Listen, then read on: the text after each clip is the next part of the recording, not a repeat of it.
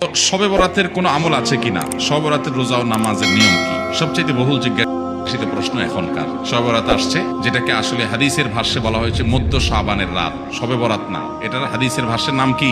মধ্য শাবানের রাত। এই মধ্য শাবানের রাত বা মধ্য শাবানের রজনী, এই রাতে যেটাকে আমরা শবে বরাত বলি, এই রাতের নামাজের নিয়ম কি? কয় রাকাত পড়তে হবে, কোন রাকাতে কোন সূরা কতবার পড়তে হবে, এটা বহুল জিজ্ঞাসিত একটা প্রশ্ন।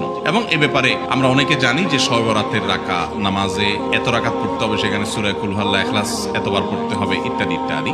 লাইলাতুল কদর ছাড়া অন্য যে সমস্ত রাতের ফজিলত আছে, এর মধ্যে 10টা রাতের কথা আল্লাহ তাআলা শপথ করেছেন, ওয়াল ফাজরি ওয়া লায়ালিন আশর। সে 10টা রাত হলো জিলহজের প্রথম দশক। খবরও নেই আমাদের দেশে মানুষের, যে রাতগুলোর শপথ আল্লাহ কোরআনে করছেন, কত ফজিলতপূর্ণ, কিন্তু জিলহজের প্রথম দশকের রাতের কোন বিশেষ ফজিলতের কথা আমরা কয়জনে জানি?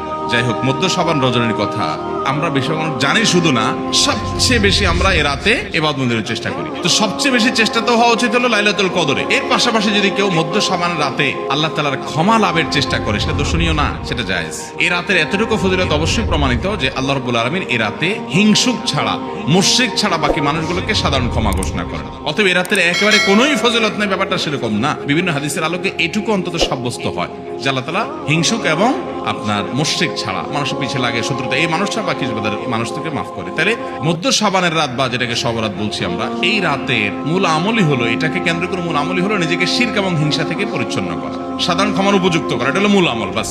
এর বাইরে আপনি ক্ষমা লাভের জন্য যদি চেষ্টা করেন, সেটা কোনো দর্শনীয় বিষয় নয়। তবে এই রাতকে কেন্দ্র করে বিশেষ ফরম্যাটে নামাজ, রাত জেগে, তারপর বিশেষ ফরম্যাটে ইবাদত, এই সূরা এতবার, এই নামাজ এত রাকাত, এরকম কোনো কথা কোরআন হাদিসে বর্ণিত হয়নি।